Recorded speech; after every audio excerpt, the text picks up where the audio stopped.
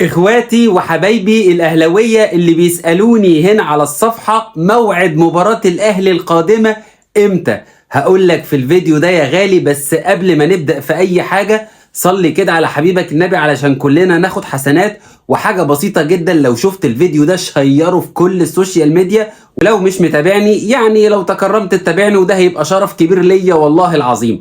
مبدئيا كده يا غالي، بعد النادي الاهلي مسكع الزمالك 2 بقضية امام عاشور وقضية قفشه، ورجعنا كده بالكاس ال 39 على التتش لا مؤاخذه، النادي الاهلي هيضرب موعد مع البنك الاهلي ان شاء الله في الدوري المصري يوم الثلاث اللي جاي الساعة 9:30 بعد الفطار.